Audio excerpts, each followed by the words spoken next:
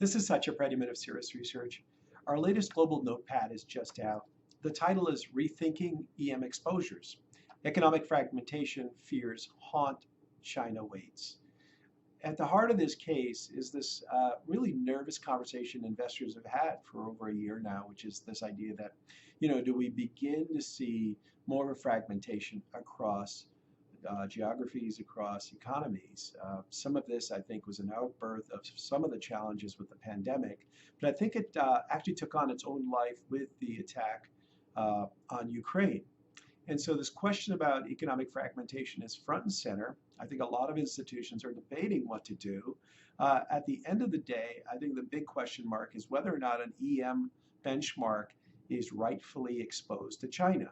And so as investors begin to think about this, we do believe that the emerging market indices may mislead investors in terms of performance results. Let me walk you through a couple of thoughts. This chart here represents the relative performance of a few key markets: ASEAN, India, Latin America. These are all components of emerging markets, and they've all basically outperformed in the last couple of years. So the question is, if investors begin to get nervous about this geopolitical concern on fragmentation, how do they enact and really position those fears? Our guess here is that some of these other markets are likely to benefit.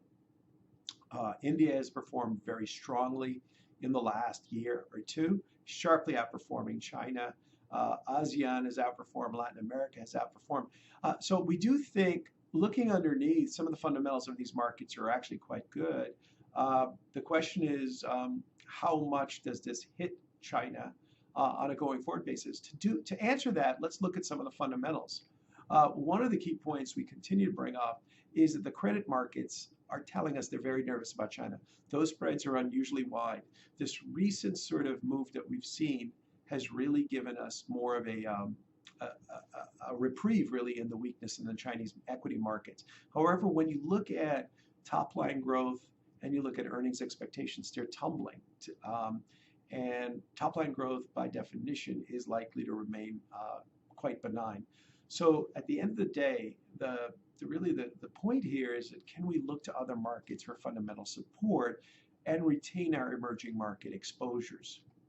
A couple of things here.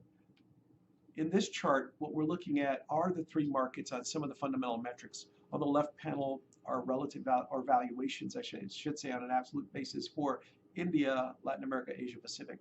Note, they're all at the lower end of their range. India is an exception. It's performed so well. It was quite expensive. It has certainly adjusted back quite a bit. In addition to that, what we've noticed is the expectations for these markets have really come down as credit markets have really tightened. So expectations are a lot more benign for these markets. And so at the end of the day, I think investors, for the right reasons, are more nervous about how to position China.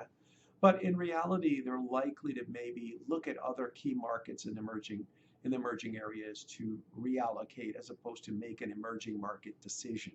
So we think that could be an opportunity as we look out into 23 and 24. With any questions, feel free to follow up with us. Thank you.